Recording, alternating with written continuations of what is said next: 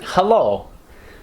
Oh, apparently we're doing a Russian accent. That's not a Russian accent. So I was actually thinking about making the video today about cultural norms that I hate, but we're not gonna do that. So sorry. Okay, audio's better. Welcome. Except for a couple of things. I just want to get them off my chest. Blue as a boy's color and pink as a girl's color is arbitrary and stupid. Look at this. This is how I reward myself for 30 minutes of core. Anyway, colors for genders are arbitrary and change with time. Get over it. In a relationship, meeting my mother is not a big deal. She's one of my best friends and you are not gonna wait months to meet her. What if she disapproves? I need that feedback. Thirdly, it's more of a question. Does anybody have the goal of only dating somebody in the short term? You're like, I would love to fall in love for, a year or two. Does anybody have that goal?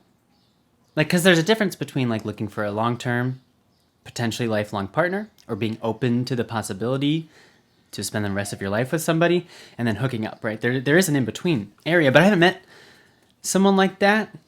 I'm all for like new dating norms and everything, but I just don't know who would want that. Fall in love for a set period of time. Boy, my throat is scratchy.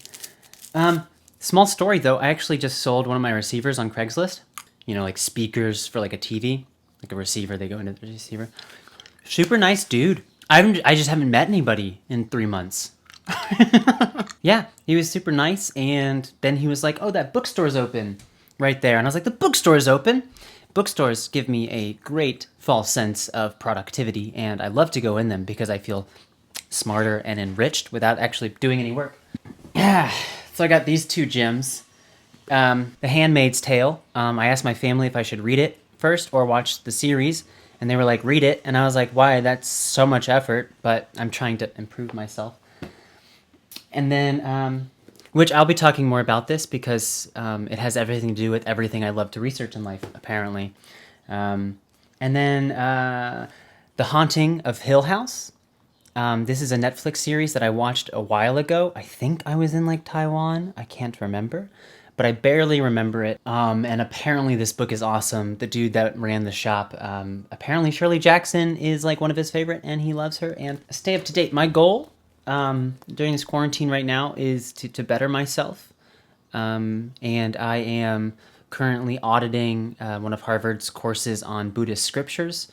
I'm not keeping up very well. I need to kind of get on that. And spoiler alert, Buddhist scriptures are like horribly boring. They're just old stories with a moral. Not all the time. Yeah, so I'll keep you up to date on these. Funny story. I actually lost my complete train of thought and I forgot what I actually wanted to talk about. But then I thought of a good idea.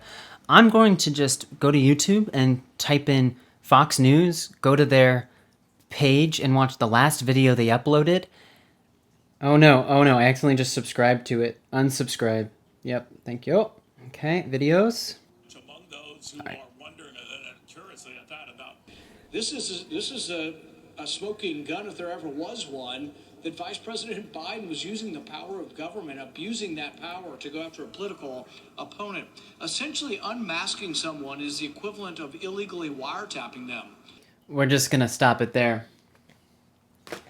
Regardless of what the Obama administration did, that's what being two-faced is, right? Using the power of your office to go after a political opponent. Donald Trump did that, and that's a fact. The shitty part about this is now that entire argument, to me, has lost credibility. Even if it's true, the man who's saying it is misleading and obviously biased. And of course, like if more investigations come out and there becomes evidence, and there's evidence discovered and there's a trial, then I'll listen. I'll listen to the evidence just like I listened to the evidence against Donald Trump and it was so clearly against him. Same with, I don't know, Brett Kavanaugh. Remember that? You remember that? That was real. That's a thing that happened. Do you remember when he cried while giving his testimony? When he was talking about drinking beer with his friends? But I listened to it. They tried to use the power of their office to investigate a political opponent. Seems like a good argument now, doesn't it, Republicans? Yeah, they did that. Hypocrisy happens on both sides of the aisle. Let's be clear. It does. It is very hard to maintain consistency over the course of a long period of time.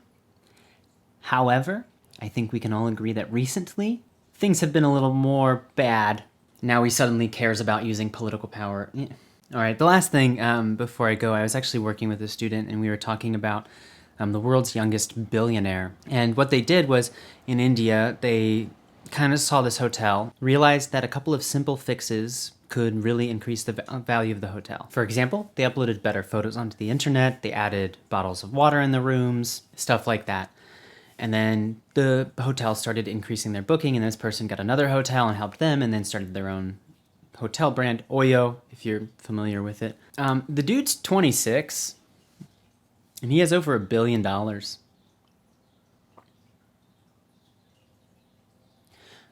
I joked with my student. I was like, if he doesn't like help pull millions of Indians out of slums, like, do you think he's wasting his money?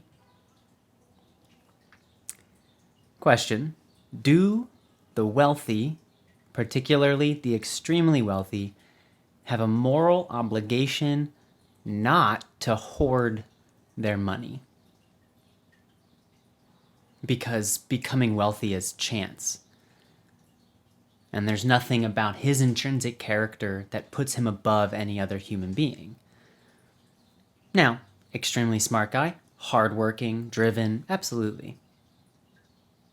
Courageous, absolutely. Not taking away from him specifically, just the idea of wealth. If I was rich, would I give away most of my money? I'd like to think so, but I'm not. Would you? Have you thought about it? Bill Gates is doing it for the most part, right? The Bill and Melinda Gates Foundation, I believe, is helping millions of people. They should be. Last I checked, at least. Anyway, those are my thoughts today. It was lovely seeing you. Take care.